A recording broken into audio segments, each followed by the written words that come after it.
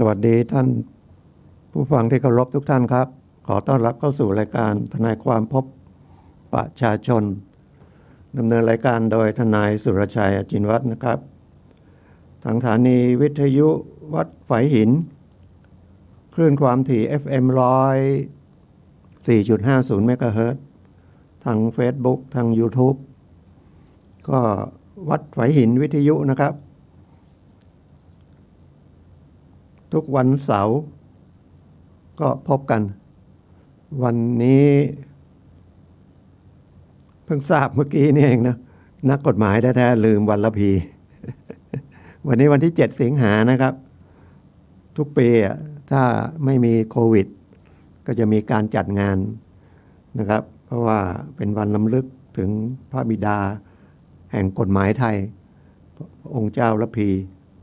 ท่านก็เป็นราชโอรสของรัชกาลที่5องค์ที่14เนาะท่านเห็นช่วงนั้นก็ทางยุโรปทางอเมริกาทางฝรั่งเข้ามาก็ใช้กฎหมายฝรั่ง เวลาคนต่างประเทศมีเรื่องกับคนไทยใช้กฎหมายฝรั่งท่านว่ามันไม่เป็นธรรมท่านก็พยายามจะสร้างกฎหมายท่านก็ไปเรียนนะครับเรียนมหาวิทยาลัยที่ต่างประเทศเลยนะครับเรียนเก่งพยายามนะเขาจะรับเข้ามหาวิทยาลัยอายุ18ท่านอายุ17ไปสอบ สอบติดฝรั่งก็ไม่ให้เรียนนะท่านเลยบอกว่าคนไทยเนี่ยเกิดเร็วตายง่ายขอเถอะนะครับอายุไม่ยืนเท่าไหร่มหาลัยก็เลยบอกไปลองสอบอีกทีก็สอบนะสอบได้ก็เลยให้เรียนมีความตั้งใจแล้วก็มาพัฒนากฎหมายไทยเป็นระบบระเบียบอะไรที่เราใช้กันอยู่ทุกวันนี้นะครับมันก็เลยเป็นประเทศที่มีกฎหมายที่มั่นคงนะถ้ามีทั้งกฎหมายรัฐธรรมนูญกฎหมายแพ่งกฎหมายยุติธรรมปัจจุบันนะที่มันหลักใหญ่ๆกฎหมายรัฐธรรมนูญก็ว่ากันด้วยเรื่องของขัดแย้งกันในเรื่องรัฐธรรมนูญว่ากันมีศาลรัฐธรรมนูญแต่ถ้าศาลยุติธรรมว่าศาลยุติธรรมก็คือศาลจังหวัดศาลแขวงนะครับที่เป็นเรื่องคดีแพ่งคดีอาญาส่วนไอ้ศาลอื่นก็เป็นศาลชำนาญพิเศษอย่างศาลภาษีอากรศาลแรงงานนะอันนั้นอีกเรื่องหนึ่งแล้วก็มีศาลทหารศาลทหารคือทหารทำผิดกับวินัยทหารขึ้นศาลทหาร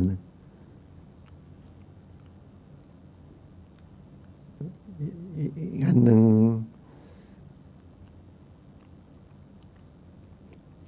เลยลืมเลยไม่ได้จดมา มี4ใหญ่ๆ4หลักใหญ่ๆนะครับท่านวันนี้ก็นักปกติก็ต้องมีงานนะรำลึกถึงพระองค์ท่านสร้างระบบกฎหมายจนมาถึงใช้กันอยู่ถึงปัจจุบันนี้นะครับโควิดนะครับพยายามไปฉีดวัคซีนนะครับผมเห็นเชียงใหม่เขาไปสร้างเว็บกำแพงเวียงนะพยายามฉีดนะครับคนที่มีสิทธิ์ฉีดได้ฉีดเลยนะครับเพราะว่าจะได้ช่วยตัวเองด้วยช่วยครอบครัวด้วยช่วยสังคมด้วยอย่าไปเลือกเลยนะครับมีอันไหนฉีดนะครับให้ผลเหมือนกันนะครับข่าวมันมากเกินไปนะมันเลยรู้แล้วก็ไม่ลงทะเบียนมั่งไม่ลงทะเบียนพอจะฉีดก็ไม่มีก็แล้วแต่นะแถวบ้านผมก็คนมีอายุเขาให้ไปฉีดก็ไม่ไปฉีด ก็บอกฉีดแล้วตายไปทำไง ตายก็รัฐบาลช่วย400,000ถ้าไม่ฉีดติดโควิดตายก็ได้เหมือนกันนะ ก็ไม่ฉีด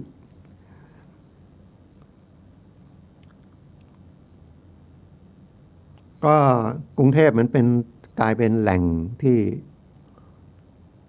เผยแพร่เชื้อโควิดนะครับมากที่สุดเพราะว่าคนเข้าไปทำงานกรุงเทพเยอะเพราะว่าได้เงินไปเป็นกรรมกรก่อสร้างส่วนใหญ่ไปรับจ้างไปอะไรแล้วทีนี้พอไปปิดจะไปล็อกดาวน์เขาก็หนีกลับ มันก็เลยเอามาแพร่ในต่างจังหวัดนะครับเมื่อวานดูข่าวก็ชื่นชมนะชมเชยท่านในแพทย์ที่เป็นผอ.โรงพยาบาลนครราชสีมาโคราชนะครับท่านบอกแล้วก็ท่านเป็นอดีตประธานชมรมแพทย์ชนบทท่านเลยระดมก็คุยกันกับแพทย์ชนบทนะครับแล้วก็ขอแพทย์อาสาของชมรมประมาณ400 คนจากต่างจังหวัดนะครับเข้าไปที่กรุงเทพไปช่วยตรวจหาเชื้อเจอเยอะแสดงก็แล้วก็ท่านบอกว่าไม่ใช่ให้ไปตรวจอย่างเดียวนะเอาชุดตรวจให้ก็โอเคหมอจะออกไปแต่หมอจะต้องได้ยาด้วยนะพอติดเชื้อปุ๊บก็จะแจกยาเลยพาลิพาเวียเหรอเรียกไม่ค่อยถูกกับถ้าไม่นั้นก็ใช้ฟ้าทลายโจรนี่รักษานะครับไม่ใช่กินป้องกันนะแล้วกินมากไม่ได้นะมันทำลายตับยาพาวิลาเวียอะไรนั่นน่ะนะก็เหมือนกันท่านจะต้องพอเจอว่ามีตรวจมีเชื้อแจกเลยแล้วก็ให้อยู่ที่บ้านนะครับให้อยู่ที่บ้านเพราะว่าไปที่โรงพยาบาลมันเป็นความนึกที่ว่าถ้าป่วยต้องไปโรงพยาบาลอย่างเงี้ยถ้ายังไม่ถึงขั้นจะต้องไปโรงพยาบาลก็รักษาตัวอยู่ที่บ้านเพราะไปโรงพยาบาลมันเต็มหมดละนะครับแต่ผมดูไว้ที่ก็ป่วยติดเชื้อประมาณ200,000ก็ออกไปแล้วประมาณ200,000ที่จะอยู่ในโรงพยาบาลต้องหมายว่าอาการหนักจริงๆนะครับโอ้เห็นใจแพทย์นะครับแพทย์พยาบาลแล้วเจ้าหน้าที่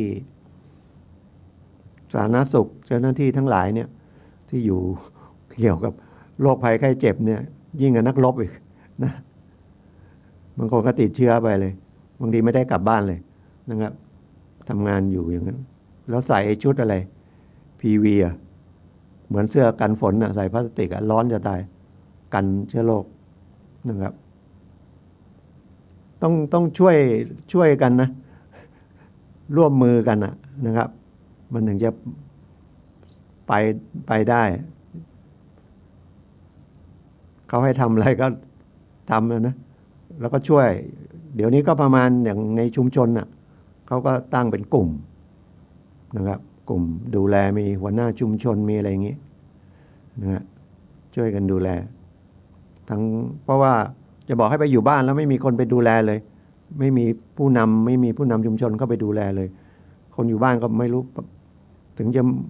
คุยกันทางโทรศัพท์กับหมอก็ไม่เห็นหน้าเห็นตาบางทีคุยไม่ได้นะครับแต่ถ้ามีอาสาสมัครที่เป็นหัวหน้าชุมชนแล้วก็ตั้งทีมขึ้นมาเหมือนอย่างในบ้านก็ยังมีพวกอะไรอสม.แต่เห็นที่บ้านผมเขาก็ไม่ ก็ทำตามสั่งเนาะพระก็ออกไปช่วยรณรงค์ได้นะให้เขาฉีดวัคซีนหรือดูแลหรือถ้าเกิดจะต้องใช้สถานที่ก็ใช้วัดนะฮะใช้วัดก็น่าจะถ้าได้นะถ้ามันเพราะมันป้องกันสังคมนะอย่าไปบอกว่าตัวเราเป็นแล้วถ้ามันเป็นแล้วมันไม่ได้เป็นมันเป็นโรคที่มันไม่แพร่เนี่ยอย่างมะเร็งอย่างเงี้ยไม่เป็นไรเนาะอันนี้มันโรคระบาด ตรวจ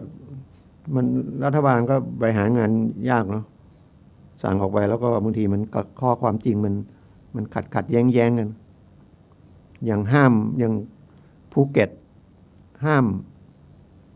ยานพาหนะเข้ายกเว้นรถหมอรถการเงินรถอะไร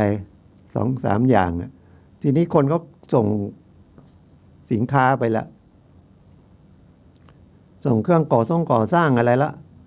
ประกาศปุ๊บล็อกเลยอ่ะเขาขับรถไปถึงก็ไม่ให้เขาเข้าอ่ะมันขัดแย้งกับข้อเท็จจริงอ่ะแล้วก็ไปนั่งจอดอยู่อย่างเงี้ย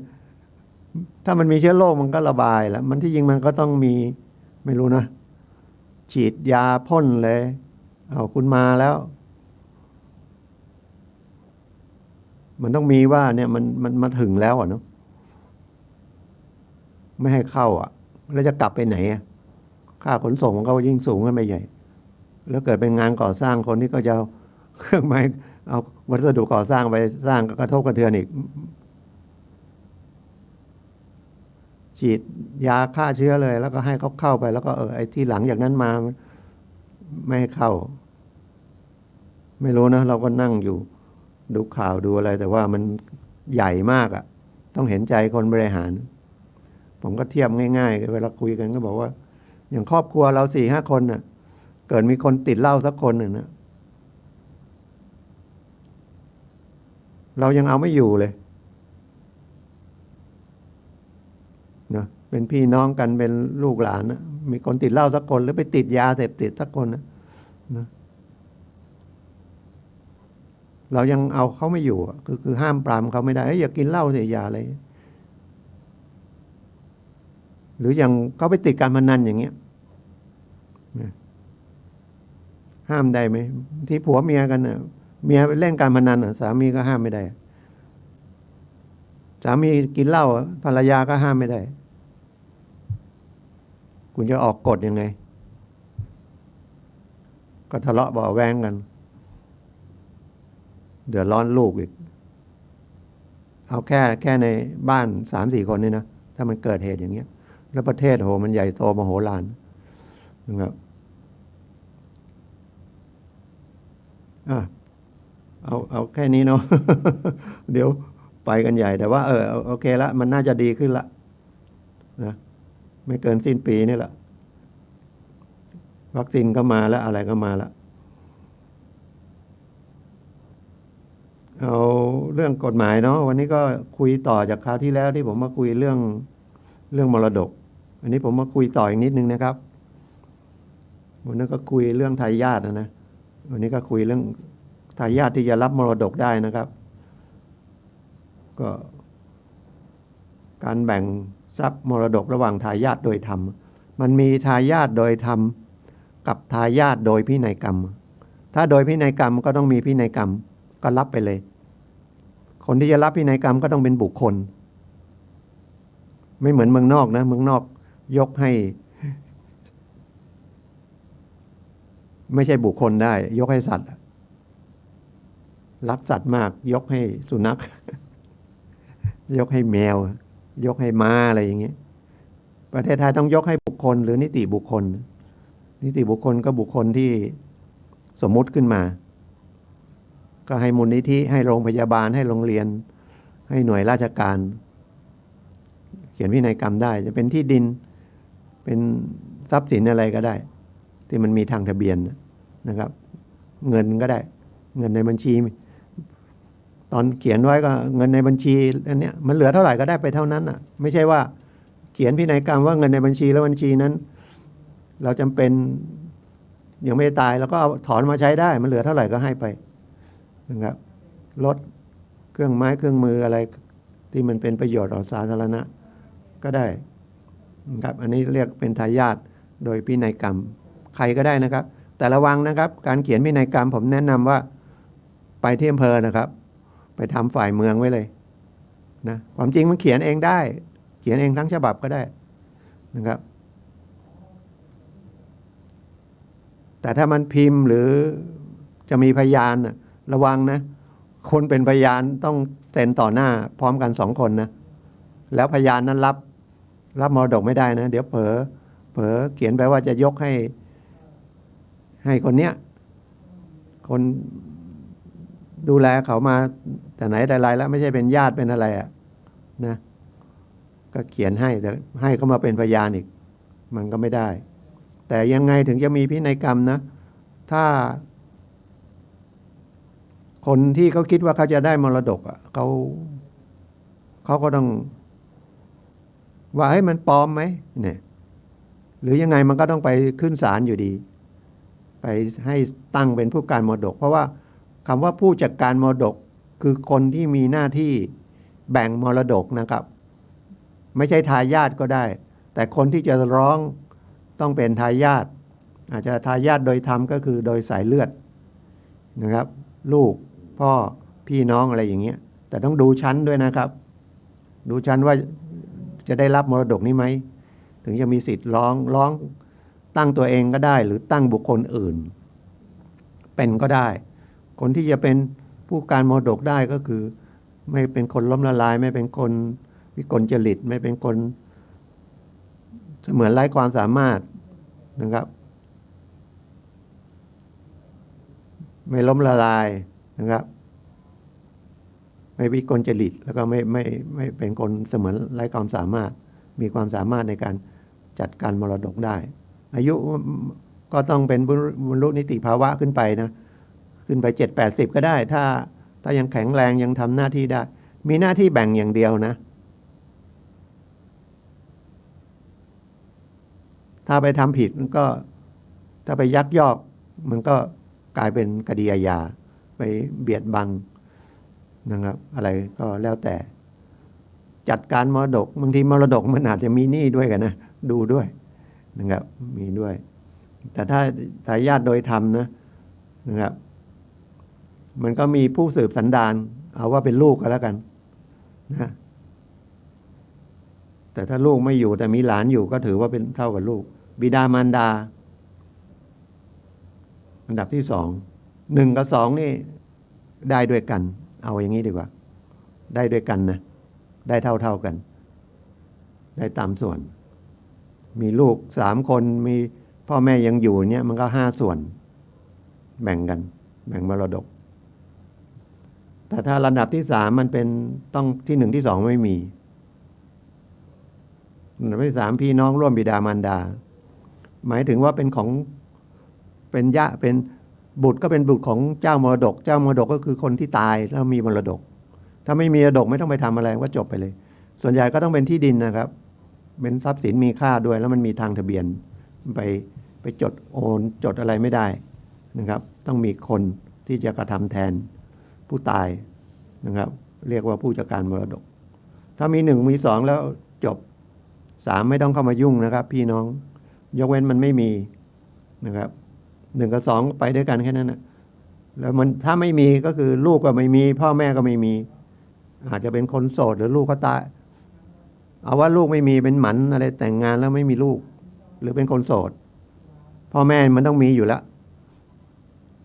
เกิดจากก็บอกไม่ไผ่ได้ไงนะครับ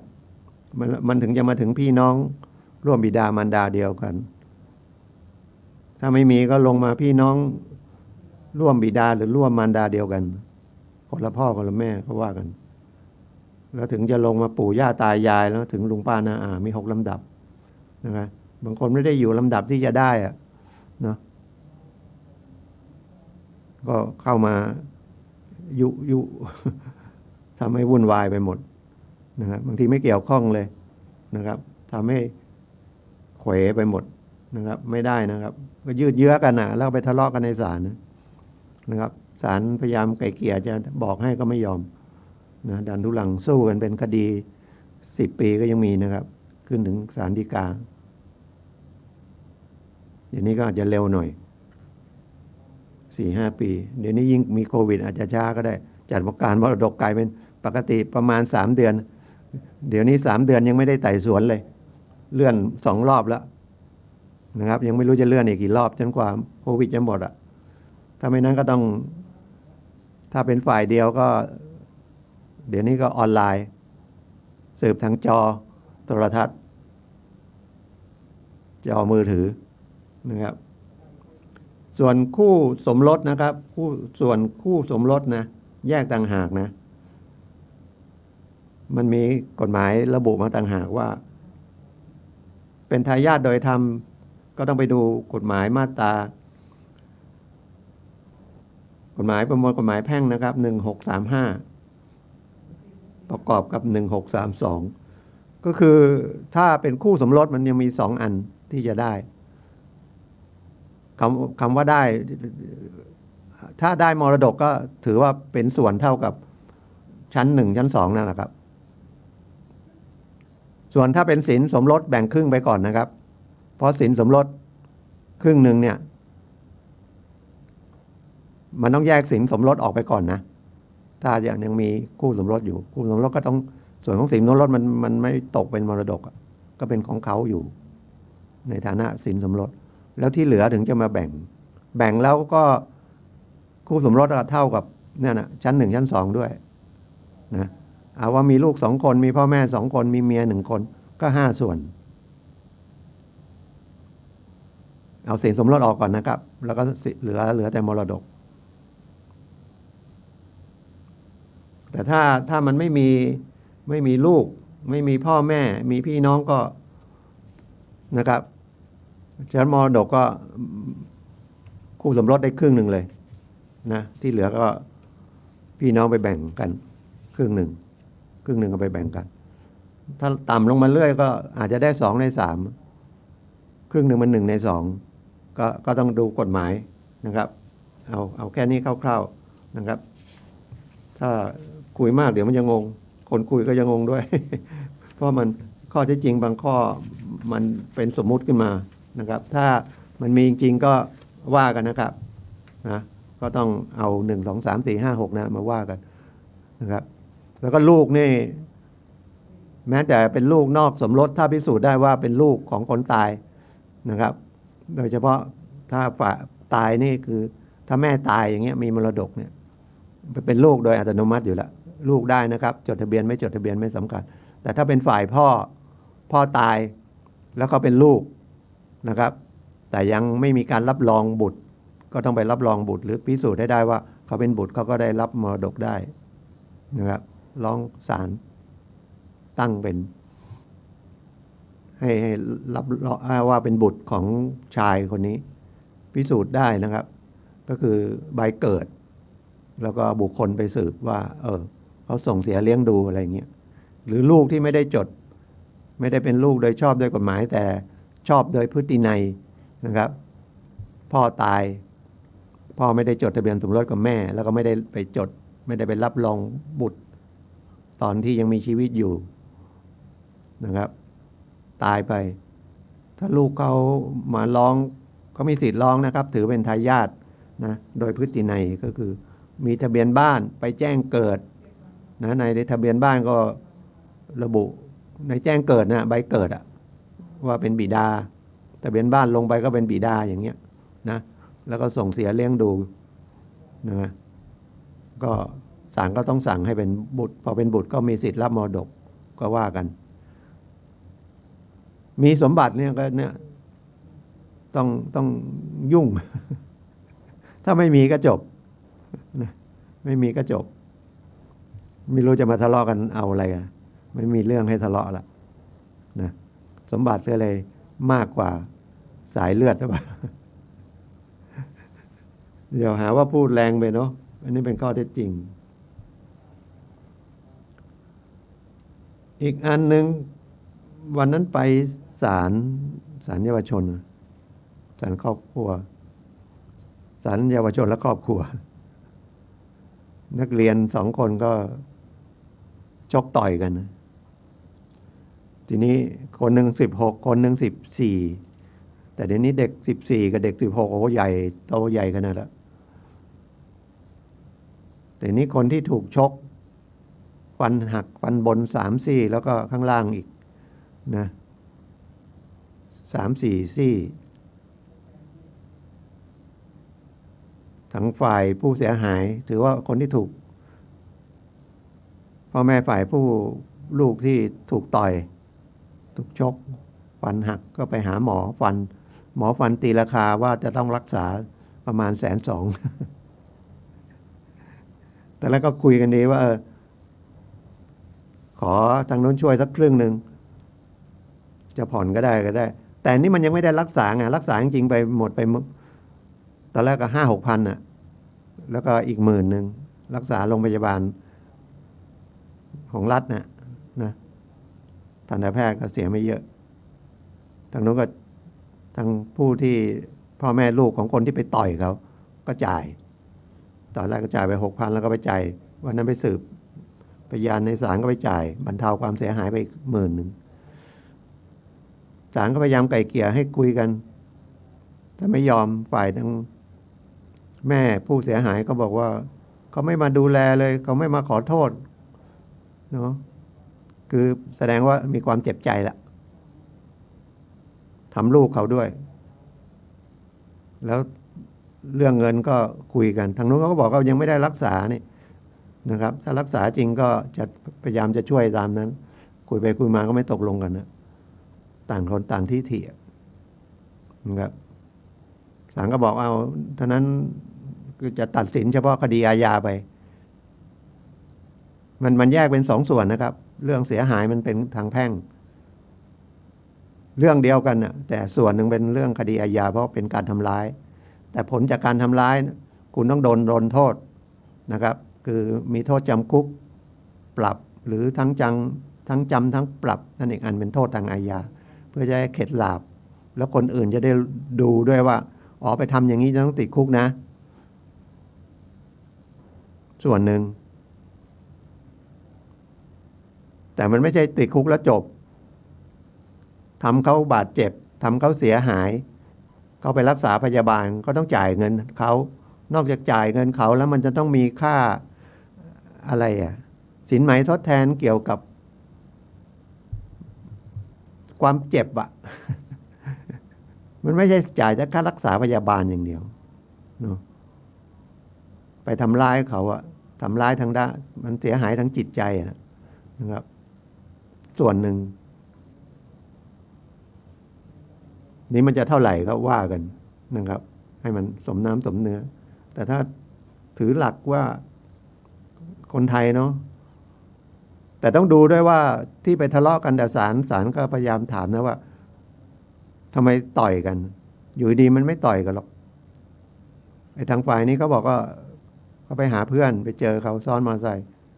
เพื่อนแล้วก็ทักเพื่อนทีนี้คนที่มีเรื่องเขาบอกรู้จักกันเหรอเขาบอกรู้จักกันนึกกระทักเขาไม่รู้จักแล้วก็ไปยกนิ้วให้เครื่องหมายใกล้ๆด่ากันนี่ก็เลยไปต่อยนะครับท้าทายกันศาลก็บอกอย่างนี้มันก็เริ่มแล้วจะเรียกค่าใช้จ่ายเต็มได้ไงเพราะตัวเองก็เริ่มแต่ผู้เสียหายมันจะไม่ผิดคดีอาญานะแต่ศาลก็ต้องเอามาพิจารณาว่าโดนยั่วยุอะไรอย่างเงี้ยศาลก็ลงโทษน้อยแต่พอดีเป็นเยาวชนเขาก็เลยเข้าคล้ายๆเข้า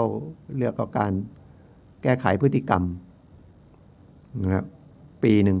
ยังไม่อ่านคำพิพากษาส่งไปให้คุมประพฤติแล้วก็มีเจ้าหน้าที่นอกจากคุมประพฤติแล้วยังมีนักจิตวิทยามีนักสังคมสงเคราะห์แล้วก็พ่อแม่คือถ้า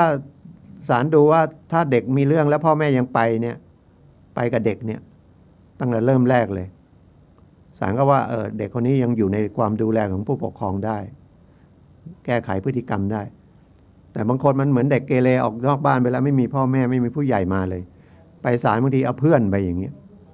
เอาแล้วถามพ่อแม่มีไหนอย่างเงี้ยลำบากนะครับศาลอาจจะจริงมันไม่ได้โดนติดคุกเหมือนกับผู้ใหญ่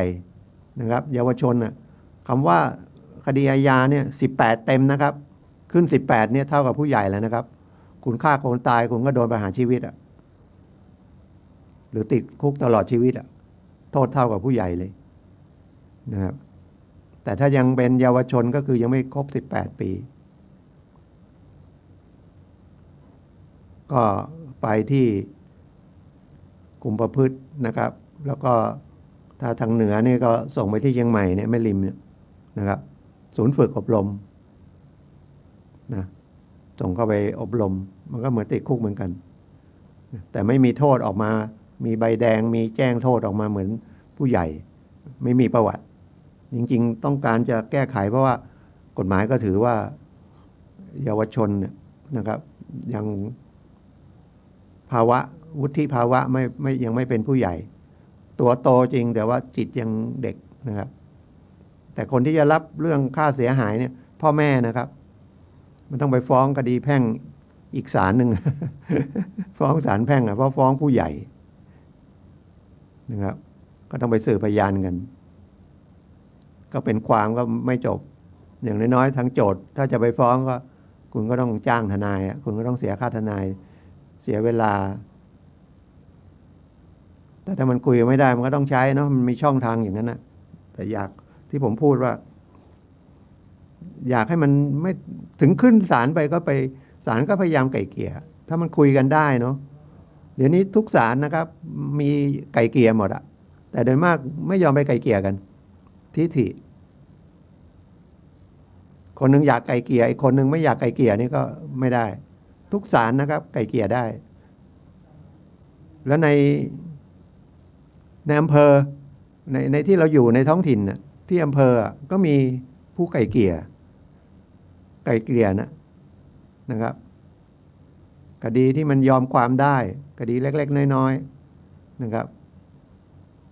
ทะเลาะเบาะแว้งกันเล็กๆน้อยๆนะครับไม่ใช่สาหัสไม่ใช่ไปแทงเขาตายอะไรเงี้ยมันคุยไม่ได้แต่ยังคุยได้เพื่อจะชดเชยค่าเสียหายอะไรแล้วนะครับก็หาเหตุบรรเทานะครับ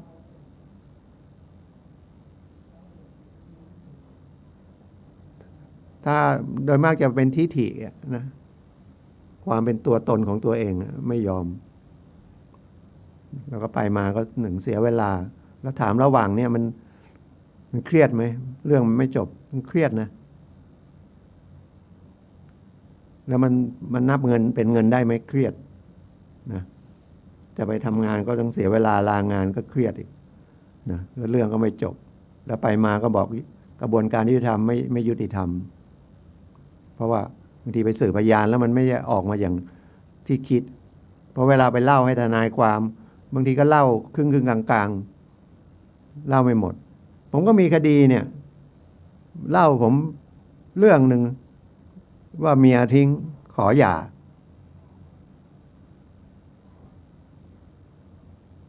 ก่อนหย่าก็แยกกันอยู่แล้วก็ผู้หญิงจะมาขอคืนดีไม่ผู้ชายไม่ยอมก็ฝ่ายผู้หญิงก็ไปทำลายทรัพย์สินในบ้านฝ่ายชายก็ไปแจ้งความแล้วผมก็มาดูข้อกฎหมายว่ามันพ้น3 ปีมาแล้วมันนะก็คิดง่ายเนาะไม่ได้คิดว่ากระบวนการพิจารณาทางศาลเยาวชนมันต้องละเอียดไม่ใช่เหมือนกับศาลแพ่งศาลจังหวัดศาลแขวงเรื่องกู้ยืมเงินเรื่องอย่างอื่นถ้าเป็นเรื่องยืมเงินทางแพ่งเนี่ยฟ้องไปแล้วจำเลยไม่มาศาลก็ดูเอกสารว่ามีใบกู้เงินไหมมีการรับเงินไหมศาลก็ตัดสินละเหมือนที่เขาฟ้องคดีบัตรเขาลงเครดิตอะไรเนี่ยถ้าเราไม่มีเงินไม่ต้องไปนะไม่รู้จะเอาอะไรใช้ไปทำไมไปยังดีก็ไปประนีประนอมก็เลยศาลตัดสินตามนั้นเลย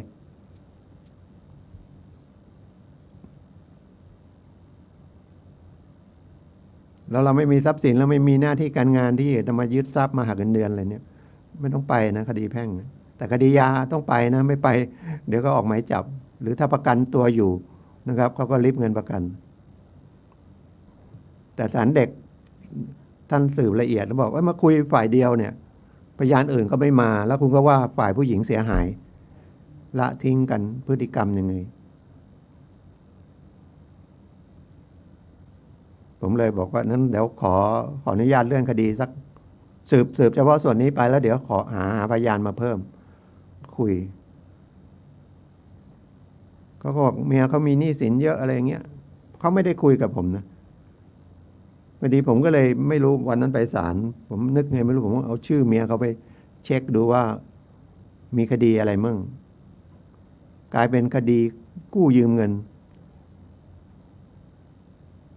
40-50 ล้านอ่ะ กู้กันทั้งสองแล้วก็ฝ่ายผู้ชายเป็นคนค้ำประกันอ่ะ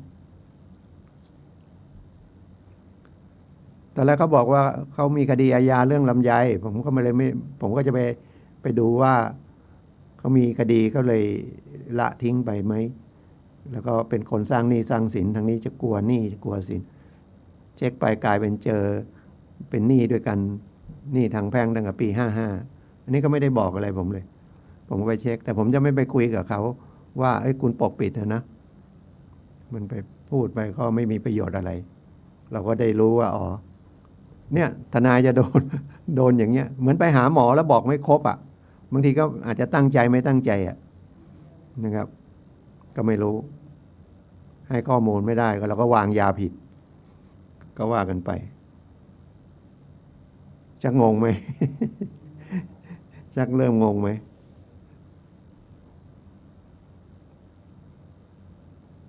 เพราะว่าไปขึ้นศาลคือที่มันเป็นเรื่องเนี่ยก็เรียกข้อเท็จจริงนะศาลก็จะดูข้อเท็จจริงแล้วก็ไปปรับเข้ากับข้อกฎหมายแล้วก็ตัดสินตามนั้นแต่มันก็มีส่วนของลดหย่อนส่วนของการรับสารภาพมีการลดโทษเพิ่มโทษการรอลงอาญาอะไรอีกหลายเรื่องมันไม่เหมือนดังใจนะครับเพราะว่าเมื่อวานก็ไป2 วันก่อนก็ไปนั่งที่ศาลลำพูนก็มีคนมาถามว่าทำไมพ่อถูกจับ ส่งฟ้องวันนี้ข้อหา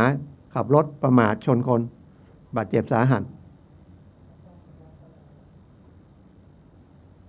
ผมบอกส่งฟ้องวันนี้ใช่ไหมไม่ใช่ว่าเพิ่งมา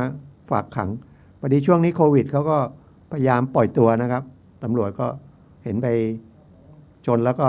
ไม่ได้หนีตำรวจก็ไม่ได้คุมตัวไว้นะครับแล้วก็ส่งให้อัยการเข้าไปร่างฟ้องแล้วก็มาศาลแต่คดีอย่างเงี้ยแล้วก็ทางนู้นเรียกโอ้โหเรียกเป็นล้านเลยมันเรียกได้นะเงินเป็นล้านเนี่ยแต่ก็ต้องเรียกมาก่อน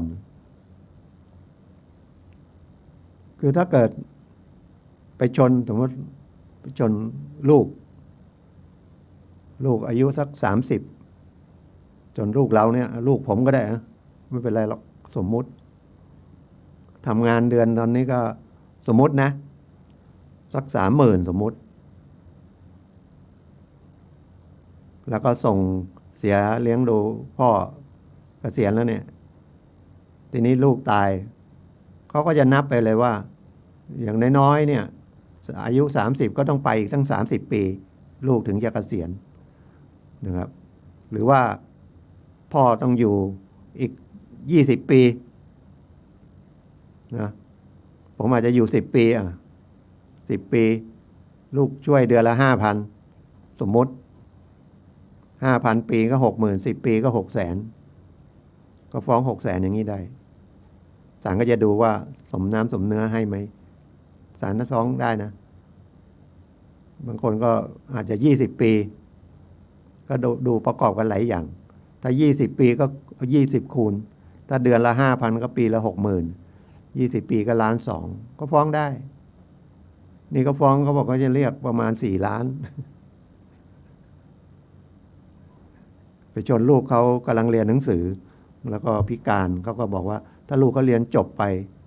ทำงานอย่างน้อยมันก็ต้องมีละนะ2-3 หมื่นอย่างเงี้ยช่วยเขา3-4 พันอย่างเงี้ยไปอีก30 ปีอย่างเงี้ยถ้า3,000 ปีก็30,000ตีว่า40,000 30 ปีก็1,200,000เรียกได้นะครับเรียกได้ไม่ใช่เรียกไม่ได้แต่ศาลจะดูตามข้อเท็จจริงตามความเหมาะสมนะเพราะว่าถ้าเรียกไปมีแต่คำพิพากษามันก็ไม่มีประโยชน์อะไรนะครับแล้วคนที่จะต้องชดใช้ค่าเสียหายถ้าไม่มีทรัพย์สินก็ไม่ต้องนะเพราะว่าถ้าคดีแพ่งเขาฟ้องมาแล้วให้ชำระหนี้ชำระไม่ได้เขาก็จะต้องมาสืบทรัพย์มายึดทรัพย์ผมพูดกลางๆนะครับไม่ใช่แนะนำเบี้ยวนะฟังได้ทั้ง2 ฝั่ง เป็นความรู้ไว้นะครับไม่ใช่ทนายแนะนำไม่ได้แนะนำนะถ้ามีทรัพย์สินไม่ใช่ไปหลบเอาทรัพย์สินไปหลบเดี๋ยวคุณโดนโกงเจ้าหนี้นะอันนี้ข้อเท็จจริงถ้ามันไม่มีทรัพย์สินมันจะเอาอะไรมันไม่ใช่เอาไปทำงานแทนนะแล้วถ้าทำงานอยู่ก็หักได้ไม่มากไม่เหมือนสมัยก่อนหักได้มากแล้วทรัพย์สินบางอย่างก็ยึดได้บางอย่างก็ยึดไม่ได้ของใช้ส่วนตัวเครื่องมือทำมาหากินประกอบอาชีพเครื่องเกี่ยวคนพิการอะไรเงี้ยนะครับขาเทียมแขนเทียมรถเข็นอะไรพวกนี้ยึดไม่ได้พูดก็เหมือนกับสมัยก่อนมันเหมือนกับทางลูกหนี้อ่ะเสียเปรียบรวมทั้งผู้ค้ำประกันอะไรเนี่ยกฎหมายแก้ใหม่เยอะเลยนะครับเจ้าหนี้ต้องเหนื่อยฉะนั้นมันน่าจะคุยกันฉะนั้นหรือว่าเจ้าหนี้จะให้เขากู้ยืมเนี่ยดูดีๆนะครับดูดี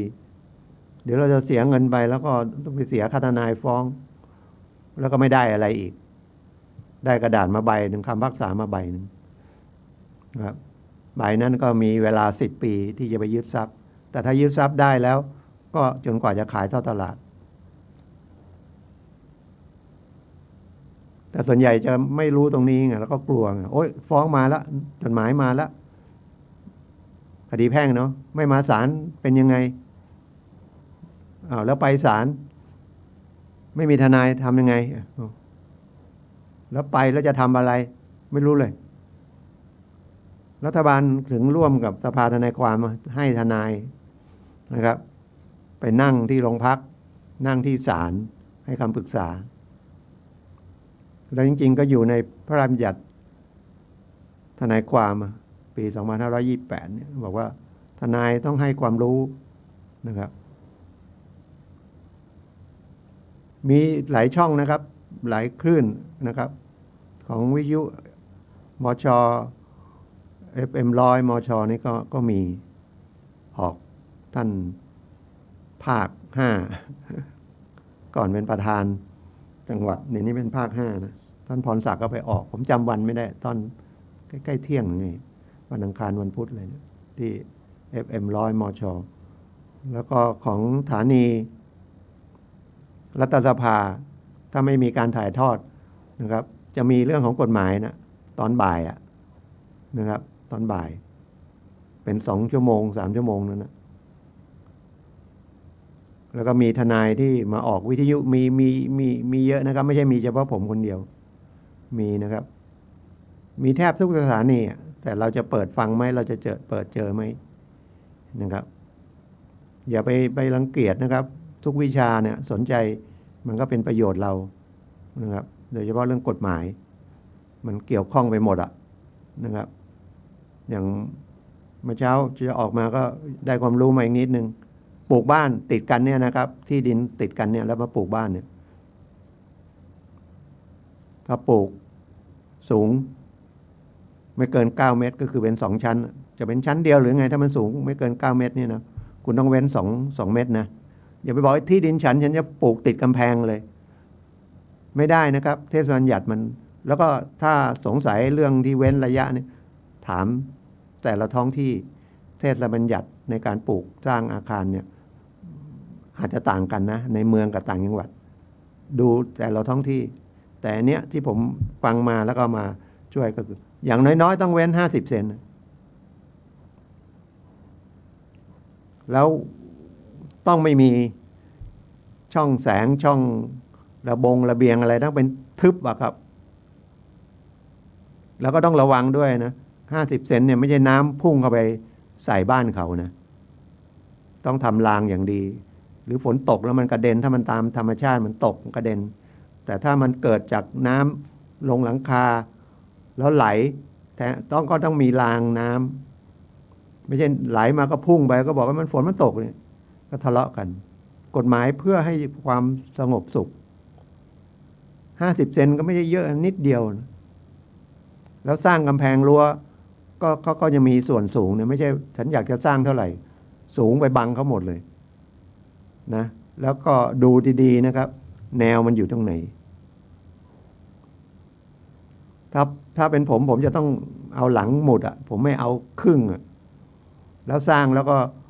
เวลาจะเข้าไปก็ต้องทางนู้นก็ต้องเอาอนุญาตให้เราเข้าไปทำทางด้านนู้นด้วยจริงๆฝ่ายตรงข้ามที่ติดกับเราก็ดีได้กำแพงเราเนาะ ไม่ต้องทำกำแพงเลยนะอาจจะช่วยฉาบฝั่งโน้นนะแต่ถ้าเราทำอย่างที่ผมบอกว่าอยู่หลังหมุดอ่ะมันก็เป็นของเราทั้งหมดแต่ว่าเวลาทำงานก็เข้าไปทำงานได้แล้วการขุดหลุมขุดส้วมขุดอะไรหลุมทิ้งขยะทิ้งอะไรมีระยะนะครับแล้วต้นไม้ที่ปลูกกันก็มีนะครับกิ่งก้านสาขาเข้าไปเขามาบอกแล้วไม่ตัดเขาต้องตัดนะครับหรือลากไม้เข้าไปเยอะแยะเลยนะอยู่ในประมวลกฎหมายแพ่งนะครับเดี๋ยวว่างๆจะเอามาคุยละเอียดกว่านี้นะครับแต่ถ้าสูงเกินกว่า9 เมตรแต่ไม่เกิน23 เมตรนะต้องเว้น3 เมตร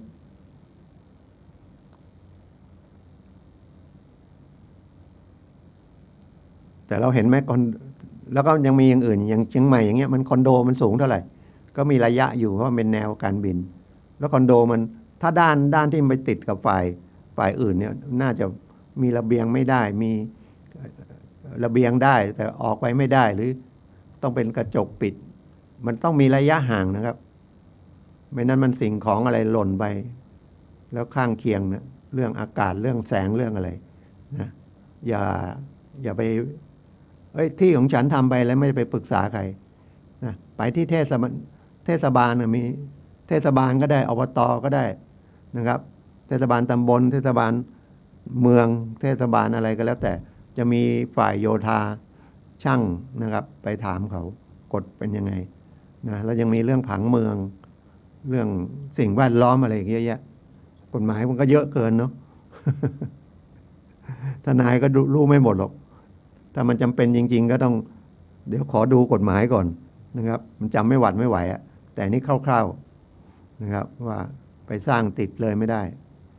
นะครับแล้วบอกว่าตึกแถวอ่ะจริงๆตึกแถวไอ้ข้างที่ติดนั่นน่ะก็ปิดหมดนะไปเจาะหน้าต่างไม่ได้นะครับก็ต้องมีระยะเว้นแล้วก่อนจะปลูกสร้างอะไรก็ต้องมีแบบมีแปลนขออนุญาตใบอนุญาตแบบแปลนก็ต้องมีวิศวกรมีสถาปนิกเซ็นนะครับแล้วก็ต้องมีช่างคุมงานมีอะไรสร้างตามแบบตามแปลนนั้นนะครับเราความรู้ไม่มีก็ต้องอาศัยวิชาชีพนะครับวิศวะก็ต้องมีใบประกอบวิศวกรสถาปนิกก็ต้องมีนะครับยกเว้นถ้ามันบ้านชั้นเดียวบ้าน2 ชั้นก็อาจจะพวกปวสอย่างนี้ก็น่าจะเขียนแบบได้จบเทคนิคอะไรอย่างเงี้ยได้แต่มากกว่านั้นก็ต้องเป็นวิศวกรนะครับเหมือนทนายนะครับถ้ามีความรู้ไม่มีความรู้เราทำเองได้ไม่จำเป็นต้องใช้ทนายนะแต่ทนายมีสิทธิ์ที่ถ้ามีใบได้สอบใบอนุญาตมาแล้วจบนิติศาสตร์แล้วไปอบรมแล้วได้รับใบอนุญาตให้ว่าความแล้วก็เป็นที่ปรึกษาเป็นเขียนคำร้องคำฟ้องให้ได้ไปว่าคดีได้สืบพยานอะไรได้นะเหมือนคนขับรถอ่ะนะมันต้องมีใบขับขี่ไม่ใช่ฉันก็ขับได้ขับในบ้านเราได้นะรถของเราซื้อมาก็ต้องมีทะเบียนมีเสียภาษีนะครับมีพรบประกันคนเจ็บบาดเจ็บเพื่อสังคมทั้งนั้นนะครับเราก็ต้องทำหน้าที่พลเมืองก็คือทำตามกฎหมายนะครับกฎหมายไม่ใช่บังคับเราคนเดียวกฎหมายบังคับทุกคนเพื่อความเป็นสุขของสังคมนะมองกฎหมายให้ดีแล้วก็มีผู้รักษากฎหมายหลักใหญ่ก็คือตำรวจนะครับแล้วก็ถ้าเป็นเรื่องกับป่าไม้ก็ป่าไม้นะเรื่องเหล้าเรื่องสุราสัมปทานมิตรเรื่องขนส่งก็เป็นตำรวจทางหลวงอีกนะมีเรื่องขนส่งเรื่องรถอะไรเนี่ยก็แบ่งกันไปแต่บางอันมันเชื่อมโยงหรือประกอบกันหลายตัวนะหลายกฎหมายก็ได้นะแต่หลักใหญ่ก็คือกฎหมายอาญา ซึ่งมีโทษนะครับโทษปรับโทษจำคุกถึงประหารชีวิตเนี่ยที่บทลงโทษแต่ถ้าเป็นคดีแพ่งมันก็เสียหายทางทรัพย์สินก็ชดใช้กันทางทรัพย์สินไม่มีเรื่องคุกเรื่องตารางเรื่องโทษประหารชีวิตนะครับไม่มีโทษไม่เหลือติดคุกแต่ตารางเยาวชนก็เป็นเรื่องของครอบครัวนะครับความเป็นอยู่ความสงบสุขเรื่องบุตรเรื่องจดทะเบียนสมรสนะครับเรื่องหย่าเรื่องอะไรไปภาษีอากรก็เรื่องภาษีอากรศาลชำนาญการพิเศษเรื่องภาษีอากรแรงงานก็ว่าเรื่องแรงงานไปนะครับส่วนกฎหมายรัฐธรรมนูญก็ว่าเรื่องรัฐธรรมนูญไปนะครับเรื่องศาลปกครองพระเจ้าไม่ได้พูดก็ว่ากันไปนะผิดทางปกครองไหมแล้วหรือศาลพิเศษอะไรศาลทุจริต อีกโอ้เยอะแยะไปหมดฝรั่งก็จะเรียนเป็นเรื่องไปเลยนะชำนาญเป็นเรื่องทำอย่างเดียวทนายปรึกษาก็ทนายปรึกษาเลยนะทนายขึ้นไปว่าความก็ทนายเป็นว่าความเลยแล้วก็เขาเรียกค่าใช้จ่ายแพงมากๆเหมือนเจ็บป่วยอย่างเงี้ยหมอก็เป็นหมอเลยนะตรวจสั่งไปซื้อยาก็ไปเภสัชนะครับของเรานี่ใช้สารพัด ได้หมดหาหมอจ่ายยาด้วยฝรั่งรักษาบอกอาการเขียนใบสั่งไปเอายาที่เภสัชถ้ามองให้มันเป็นทุกเรื่องมันเรื่องน่าสนใจเรื่องสนุกเป็นประโยชน์เราก็อยากได้เป็นประโยชน์นะครับ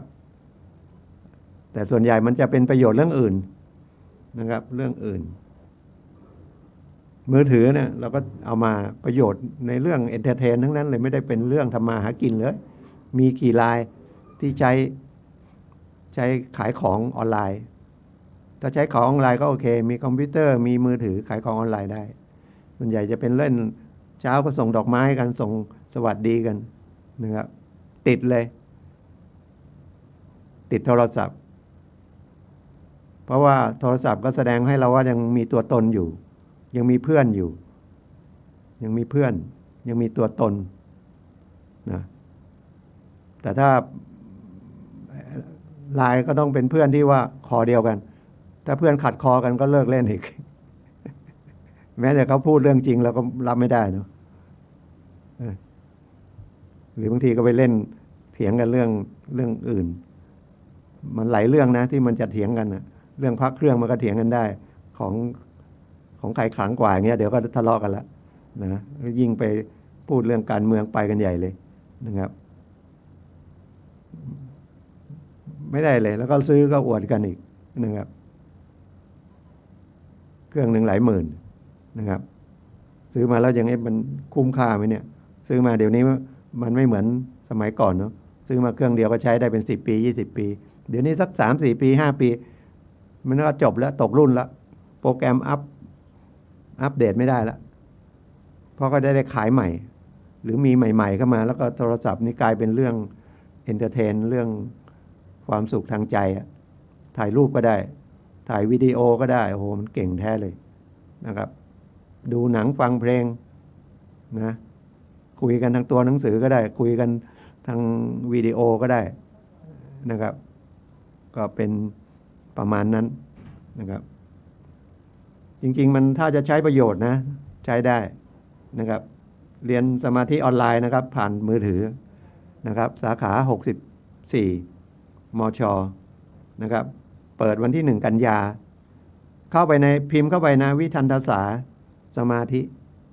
มหาวิทยาลัยเชียงใหม่ตอนนี้พระอาจารย์หลวงพ่อวิริยังก็ท่านก็มรณภาพไปแล้วแต่สถาบันยังอยู่นะครับท่านมรณภาพไปเมื่อปลายปี63หลวงพ่อวิริยังตั้งสถาบันพลังจิตตานุภาพมาตั้งแต่ปี40นะครับแล้วก็ส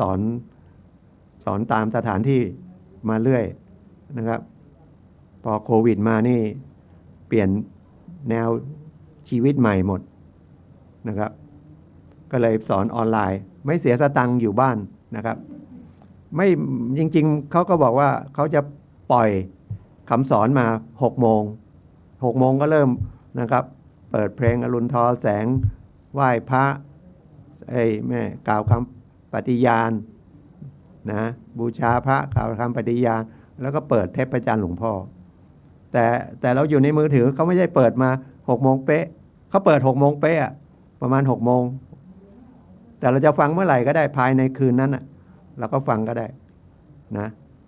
ฟังเทปพระอาจารย์เสร็จก็มีการทบทวนคำบรรยายแล้วก็มีการเดินจงกรมนั่งสมาธิ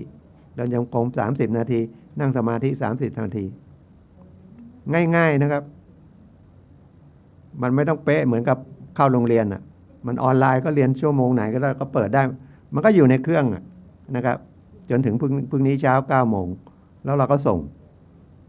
นะเข้าห้องเรียนแล้วเขาก็มีเปิดเข้าไปในไลน์นะครับเป็นไลน์กลุ่มง่ายมากเลยนะแล้วมันจะได้ประโยชน์อะไรคนมีสมาธิ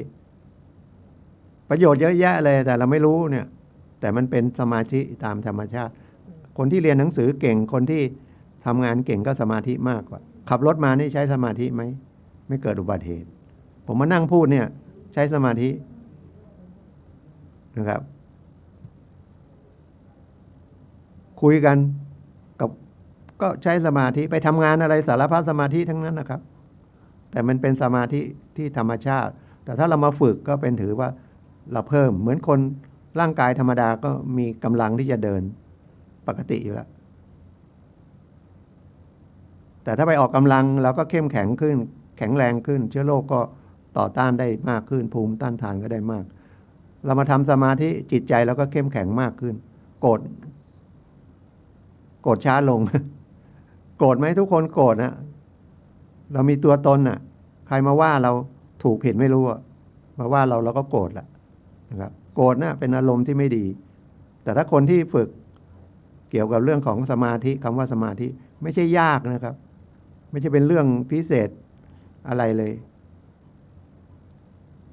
เพื่อเสริมให้เรามีสติมากขึ้นนะครับสติทั้งนั้นนะครับสติสมาธิเนี่ยมันปาด้วยกันแล้วพอมันมีความรู้ขึ้นมามันก็รู้ว่าอย่าขับรถเร็วนะมันไปมีเรื่องแล้วมันยุ่งเสียหายแต่โดยมากไม่ได้ฝึกมันก็จะไปขับรถเร็วชนกันก็เถียงกันอีกทางนู้นผิดอยากให้ไปนะครับเข้าไปที่นะครับพิมพ์เข้าไปใน Facebook นะครับพิมพ์วิทันตสาสมาธิเลยมหาวิทยาลัยเชียงใหม่หรือสาขา64ก็ได้นะถ้าเรื่องของกฎหมายก็ดีเรื่องของสมาธิของหลวงพ่อริยังก็ดีนะครับก็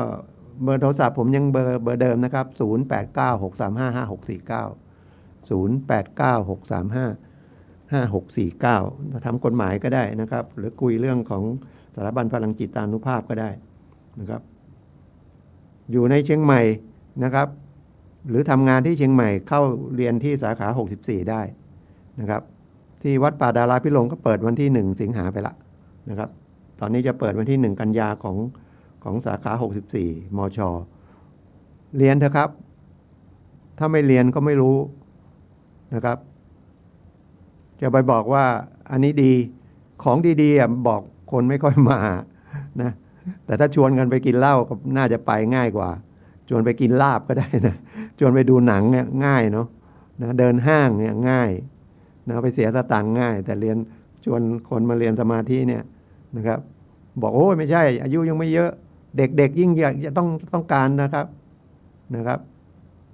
เด็ก7-8 ขวบก็เรียนได้แล้วครับนะครับฝึกได้แล้วครับคนมีสมาธิเนี่ยนะครับจะเรียนหนังสือเก่งขึ้นนะครับก็วันนี้ก็นะครับเดี๋ยวท่านอาจารย์สุนัยเข้ามาแล้วเนาะ เดี๋ยวท่านก็เดี๋ยวผมต้องขออนุญาตออกเนี่ยสัก5 นาทีจากนาฬิกาในนี้วันนี้ก็ฝากหลายเรื่องนะครับก็ขอทุกท่านใครฉีดยายังไม่ได้ก็รีบไปฉีดนะครับเพราะว่าจะได้ฉีดวัคซีนนะครับแล้วก็ทุกวันเสาร์ก็เจอกันนะครับผมทนายสุรชัยจินวัฒน์ครับขอบคุณทุกท่านที่รับฟังครับขอบคุณทุกท่านโชคดีครับ